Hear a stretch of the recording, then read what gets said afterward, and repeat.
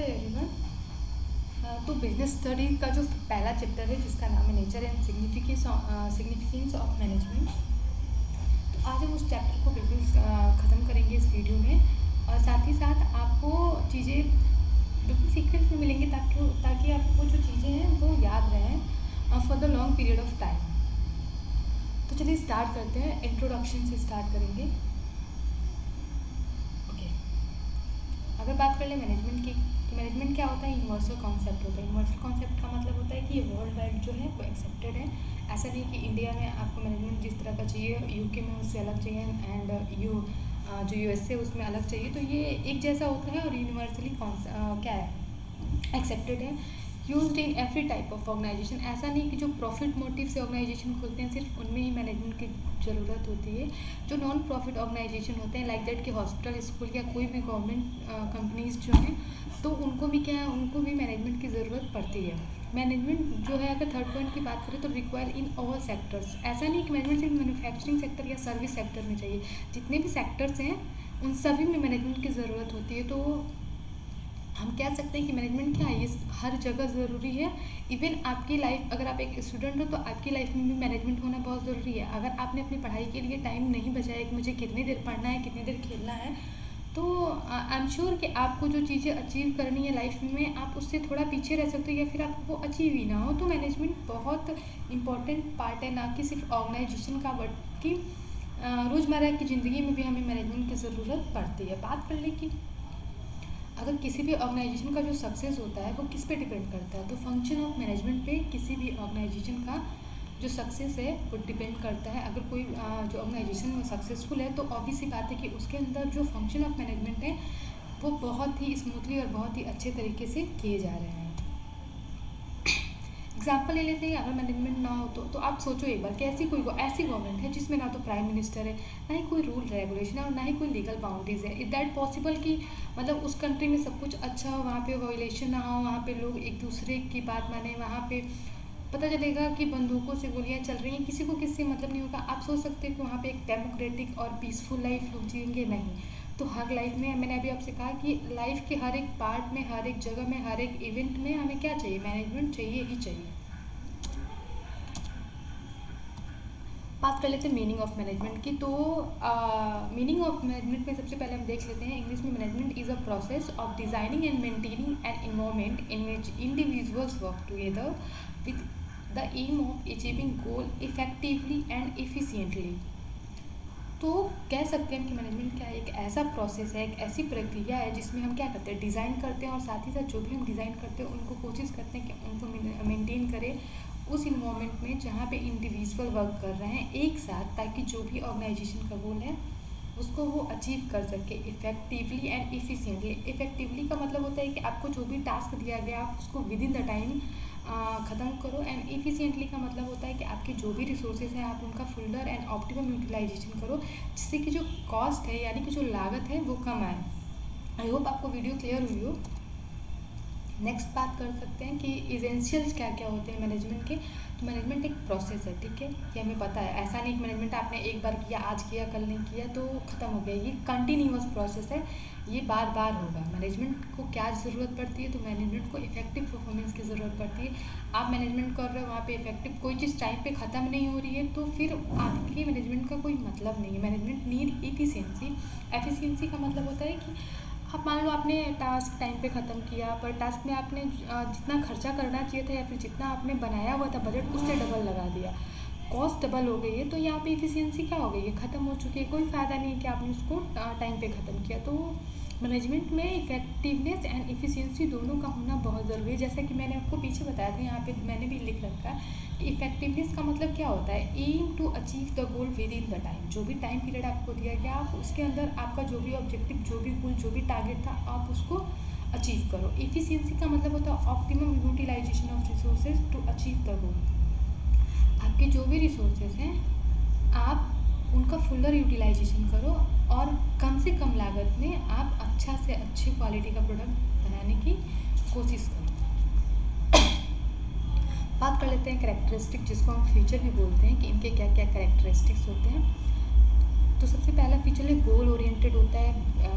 जो भी ऑर्गेनाइजेशन का गोल है उसके हिसाब से आपको मैनेजमेंट करना होता है। मैनेजमेंट इज़ ऑल परवेसिव होता है। परवेसिव का मतलब आई एम श्योर आपको क्लियर होगा। अगर आपको क्लियर नहीं है do in comment box. Management multi dimensional होता है। मल्टी डायमेंशनल का मतलब होता है कि इसके अंदर एक चीज़ का मैनेजमेंट नहीं करना होता है। मैनेजमेंट आपको जो आपका काम है उसका भी मैनेजमेंट करता है, साथ ही साथ वो लोग जो वो इंडिविजुअल जो फर्म के अंदर काम कर रहे हैं उनका भी काम करना होता है। अब मैंने आपको पीछे बताया था कि मैनेजमेंट एक बार नहीं होता है। मैनेजमेंट को क्या करना पड़ता है, बार बार करना पड़ता है। अगर मैनेजमेंट को बार बार करना पड़ता है तो ये कंटिन्यूअस प्रोसेस है। मैनेजमेंट एक इंसान के हिसाब से नहीं होगा, मैंने बनाया मैंने कर लिया। अगर सब लोग उस चीज़ को फॉलो नहीं कर रहे हैं तो मैनेजमेंट वहाँ पे अच्छी नहीं हो सकती। डायनेमिक फंक्शन का मतलब क्या होता है, चेंज होता है। हर ऐसा नहीं कि एक कंट्री को चलाने के लिए जिस तरह का मैनेजमेंट चाहिए एग्जैक्टली उसी तरह का मैनेजमेंट एक स्कूल को चलाने के लिए चाहिए, या फिर एक कपड़े की फैक्ट्री के अंदर वैसा ही मैनेजमेंट चाहिए जैसा एक शुगर मिल जो होती है उसके अंदर जो मैनेजमेंट चाहिए बिल्कुल वैसा ही चाहिए। तो मतलब डायनेमिक का मतलब होता है कि थोड़ा बदलाव, चेंजेस होते रहते हैं। मैनेजमेंट क्या इंटेंजिबल फोर्स है। मैनेजमेंट अगर किसी भी बिजनेस का अच्छा है तो ऐसा नहीं कि आप उसको देख के कहोगे क्या मैनेजमेंट अच्छा है। आप सिर्फ उसको फील कर सकते हो। कैसे फील कर सकते हो, अगर बिजनेस सक्सेस कर रहा है मतलब जो भी मैनेजमेंट था वो अच्छा था, और अगर नहीं है, अगर अच्छा नहीं है, सब कुछ चीज़ें अकॉर्डिंग टू द प्लानिंग नहीं चल रही तो मतलब वहाँ पे मैनेजमेंट अच्छा नहीं है। तो ये एक इंटेंजिबल एसेट है, इसको हम टच नहीं कर सकते, देख नहीं सकते। We can only feel it. आपको मैंने बताया था और आई एम श्योर, चलो क्लियर कर देते हैं। परवेसिव का मतलब वही होता है कि वर्ल्ड वाइड एक्सेप्टेड हो। नेक्स्ट बात कर लेते हैं ऑब्जेक्टिव्स। तो अगर मैनेजमेंट के ऑब्जेक्टिव की बात करें तो मेनली 3 तरह के ऑब्जेक्टिव होते हैं, organisational, social objective and personal individual objective. अब कहते हैं कि ऑर्गेनाइजेशनल ऑब्जेक्टिव क्या क्या हो, सर्वाइवल हो, मतलब कि जो भी आपका बिजनेस है वो लॉन्ग टाइम रन करे, प्रॉफिट हो। अगर ऐसा थोड़ा होगा कि लॉस होगा तो आप सोचोगे क्या मेरे बिजनेस का आने वाले टाइम में लॉस हो, ऐसा नहीं होता है। एवरीबडी बॉन्ड जो भी बिजनेस करते हैं वो क्या सोचते हैं कि उनका ऑर्गेनाइजेशन क्या करे, प्रॉफिट करे। ग्रोथ का मतलब होता है टाइम टू टाइम उनके अंदर जो भी चीज़ें वो ग्रोथ करे, वो आने वाले जो भी चेंजेस हो रहे हैं उनको जल्दी से एडॉप्ट करें, और जो भी उनका पहले बेस था उससे ज़्यादा, उससे अच्छी पोजीशन पे वो आगे आने वाले टाइम में रहे। तो ये एक क्या होता है, ये ऑर्गेनाइजेशन का गोल होता है। सोशल ऑब्जेक्टिव की बात करें, सोशल ऑब्जेक्टिव क्या क्या होते हैं, तो वो सारे ऑब्जेक्टिव जो क्या करें, आपकी सोसाइटी को बेनिफिट करें, मतलब उनके लिए लाभदायक हो, वो सारे ऑब्जेक्टिव। जैसे कि आप क्या करो, आप जहाँ पे भी आपने अपना बिजनेस वो किया है, कमेंस किया है, स्टार्ट किया है, तो आप सोचो कि वहाँ पे जो भी इन्वॉल्वमेंट है उसका प्रोटेक्शन हो। ऐसा नहीं होगा आपने ऐसा कोई कंपनी खोला है जिससे CO2 बहुत ज़्यादा रिलीज़ हो रहा है। आप जिस सोसाइटी में काम कर रहे हो तो आप सोचो कि उस सोसाइटी में आप क्या करो, उधर आप एम्प्लॉयमेंट अपॉर्चुनिटी करो ताकि ज़्यादा से ज़्यादा लोग उस सोसाइटी के क्या हो, एम्प्लॉयड हो। Providing basic amenities like school, आप कोशिश करो कि आपका बिजनेस जहाँ भी है सोसाइटी के लिए आप ऐसे स्कूल करो ताकि ये जो बेसिक नीड्स है, बेसिक शिक्षा है, ये लोगों तक पहुँच सके। Supply of good quality product at fair price, ऐसा नहीं है कि आप जिस सोसाइटी में हो या फिर आप जहाँ पे भी हो वहाँ पे आप पुअर क्वालिटी के गुड को सप्लाई करो, ऐसा कुछ नहीं है। और ज़्यादा मनी चार्ज करो एज पर कॉस्ट। आपको अच्छी क्वालिटी का प्रोडक्ट फेयर प्राइस यानी कि नॉमिनल प्राइस में देना है ताकि आपका बिजनेस भी चलता रहे और लोगों के साथ लोग भी आपके बिजनेस में इंटरेस्ट लें। Conducting business in lawful manner, ऐसा नहीं कि जो रूल एंड रेगुलेशन गवर्नमेंट के द्वारा बनाए गए हैं उसको फॉलो करते हुए आपने अपना बिजनेस करना है। आपको किसी चीज़ को इग्नोर नहीं करना है, आपको with in the rule and regulation अपनी जो भी आपका बिजनेस है उसको रेगुलेट करना है। Avoiding anti social and unfair trade practices, anti social का मतलब क्या होता है कि जो सोसाइटी के लिए अच्छा नहीं है उन चीज़ों को आप अवॉइड करना अवॉइड करने की कोशिश करो। एंड अनफेयर ट्रेड का मतलब होता है कि जैसे गैर कानूनी जो चीज़ें हैं कोशिश करो कि ऐसा कोई भी काम आप ना करो। अब बात कर लेते हैं पर्सनल लीड। पर्सनल लीड में क्या क्या आएगा, तो देखो पर्सनल लीड जो पर्सन काम करते हैं उसके अलग अलग नीड्स होते हैं। उसमें फाइनेंशियल लीड भी आएगा, सोशल लीड भी आएगा। वो क्या करेगा कि वो एक जहाँ भी काम कर रहा है वो एक उसका जो कंडीशन वो एक हेल्दी हो, और पर्सनल उसका जो खुद का पर्सनल ग्रोथ एंड डेवलपमेंट हो। वो जहाँ काम कर रहा है वहाँ वो नई नई चीज़ें सीखे, उसके अंदर कुछ भी जो भी उसके पास स्किल है वो दिन पे दिन बढ़े। ऐसा नहीं हो कि जो स्किल्स है वो या तो एज अ टीज रहे या तो और डिक्रीज हो। तो ये सारी जो चीज़ें हैं, ये चारों जो मैंने यहाँ पे दे रखा है, ये चारों किसके अंदर आएंगे, पर्सनल नीड्स के अंदर आएंगे। अब बात कर लेते हैं कि जो मैनेजमेंट है वो इम्पॉर्टेंट क्यों है। तो इम्पॉर्टेंस कहीं कहीं आपको एडवांटेज पूछ लेगा, कहीं कहीं आपको सिग्निफिकेंस बोलेगा। तो इन तीनों का ही मतलब होता है इम्पॉर्टेंस। इम्पॉर्टेंस की बात कर ले तो आपका जो भी गोल होता है उसको अचीव करने के लिए मैनेजमेंट की ज़रूरत होती है। अगर आप चाहते हो कि कम से कम लागत में ज़्यादा से अच्छी चीज़ें क्या हो प्रोडक्ट आप क्या करो बनाओ, तो आपके जो भी ऑर्गेनाइजेशन है उसके अंदर जो मैनेजमेंट है वो बहुत अच्छी होनी चाहिए। तो मैनेजमेंट क्या करता है, इफिशियंसी को इंक्रीज़ करता है। मैनेजमेंट क्रिएट है डायनेमिक ऑर्गेनाइजेशन। मैनेजमेंट क्या करता है, एक डायनेमिक ऑर्गेनाइजेशन को क्रिएट करता है। Management help in achieving personal objective. अगर मैनेजमेंट अच्छा है तो जो आपका इंडिविजुअल है उसकी भी जो उसकी पर्सनल नीड्स हैं वो भी क्या होते हैं, अचीव होते हैं। Management help in development of society. और मैंने भी बताया कि उसकी जो ये ऑब्जेक्टिव होते हैं, तो अगर वो सारे अपने ऑब्जेक्टिव को फुलफिल करता है तो जिस सोसाइटी में काम करें वहाँ की सोसाइटी का ऑब्वियस सी बात है डेवलपमेंट होगा। अगर वहाँ के लोग एम्प्लॉयमेंट पाएँ, वहाँ के बच्चे पढ़ें, तो वो अपने आप डेवलप करेंगे। तो ये सारे क्या होता है, अगर एक अच्छी मैनेजमेंट है तो आप ये सारी चीज़ें कर पाओगे। अब बात कर लें कि सबसे जो मेन इंपॉर्टेंट है कि यार नेचर क्या होता है मैनेजमेंट का। तो मैनेजमेंट क्या है, एक साइंस है, आर्ट है, और मैनेजमेंट क्या है, एक प्रोफेशन भी है। तो आप बोल सकते हो मैनेजमेंट साइंस है, आर्ट एंड प्रोफेशन है। अब ये कैसे, इनको हम 1 by 1 पढ़ लेते हैं। अब बात कर ले मैनेजमेंट साइंस क्यों है। तो देखो, ये एक सिस्टमेटिक बॉडी ऑफ नॉलेज है, कोई भी मैनेजमेंट नहीं कर सकता।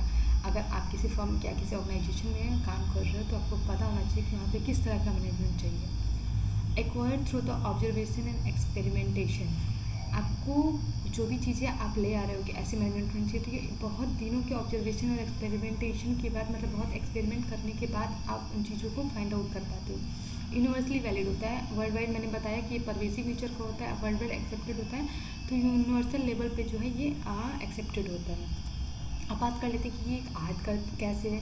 तो एग्जिस्टेंस ऑफ थियोरेटिकल नॉलेज, आपके पास थियोरेटिकल नॉलेज होना चाहिए, पर्सनलाइज एप्लीकेशन होना चाहिए, based on practices and creativity होना चाहिए। आप नई से नई चीज़ क्रिएट करो और ये लगातार होना चाहिए।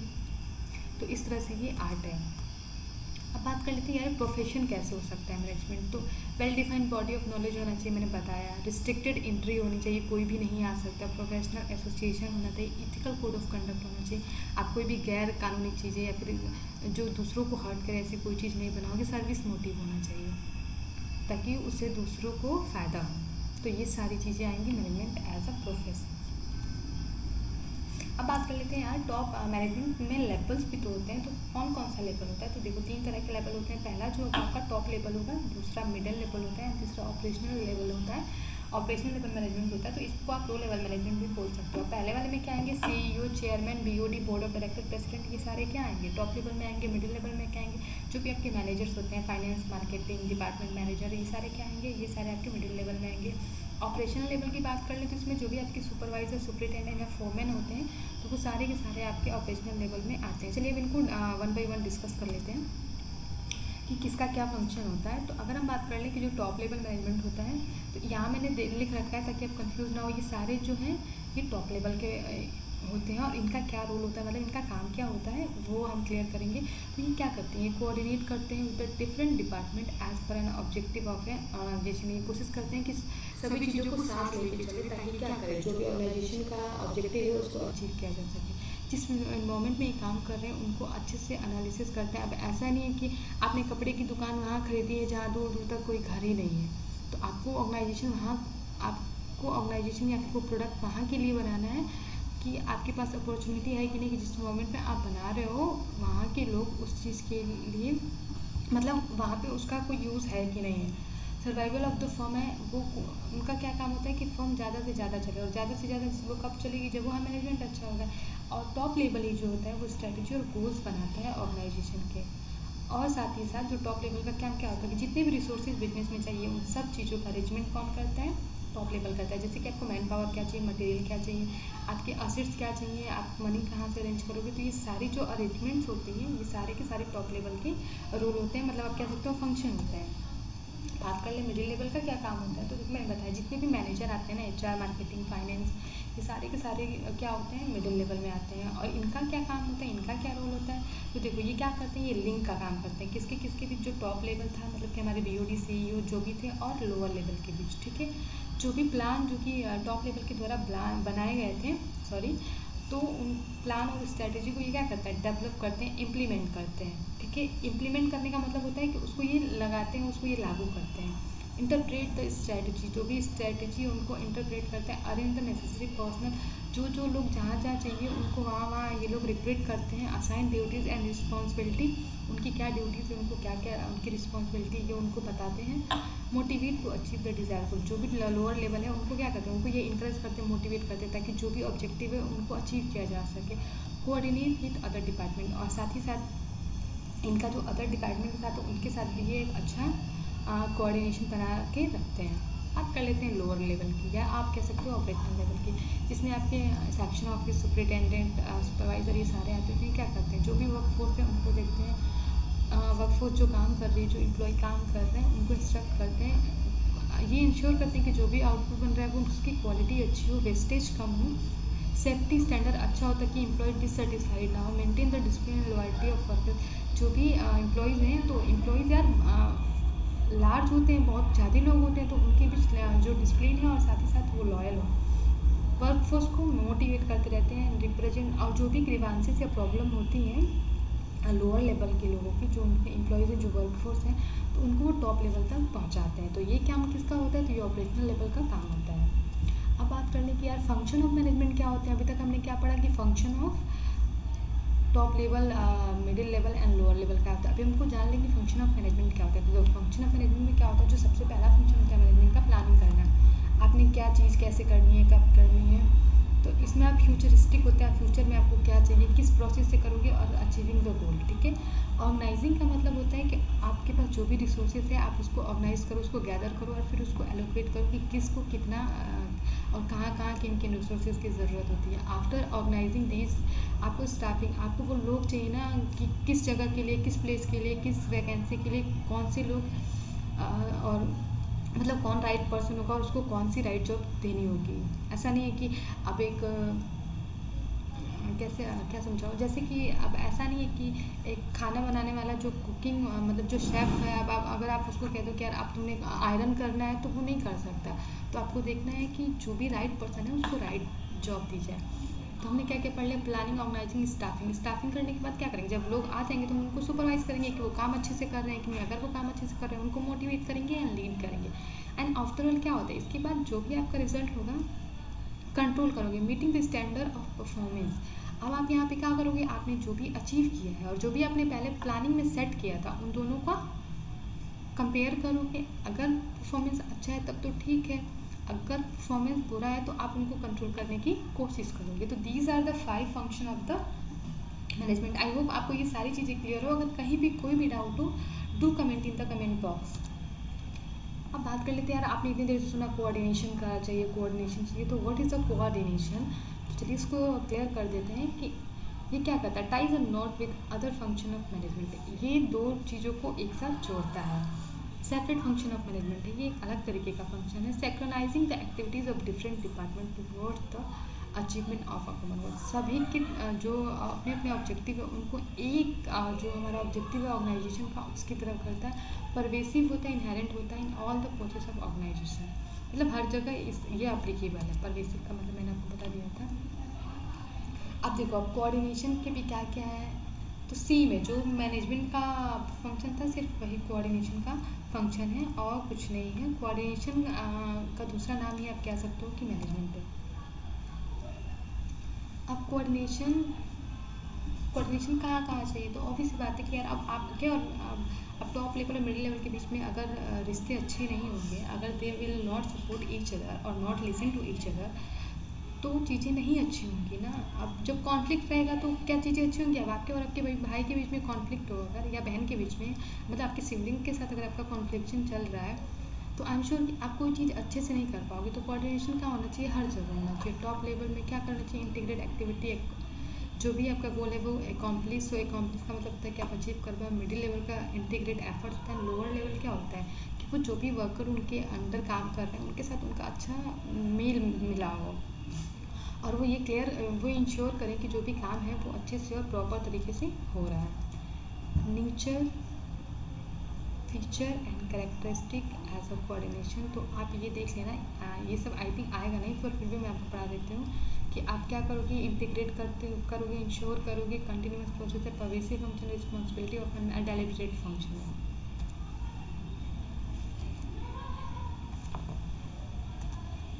इंपॉर्टेंस ऑफ कोऑर्डिनेशन की बात कर लें तो ग्रोथ इन साइज, आप साइज पे वो करता है, फंक्शनल डिफरेंशिएशन करता है, स्पेशलाइजेशन होता है, मतलब इसको स्पेशल आपको एक ज़रूरत पड़ेगी एक नॉलेज की, तभी आप कोऑर्डिनेशन अच्छी तरीके से कर पाओगे।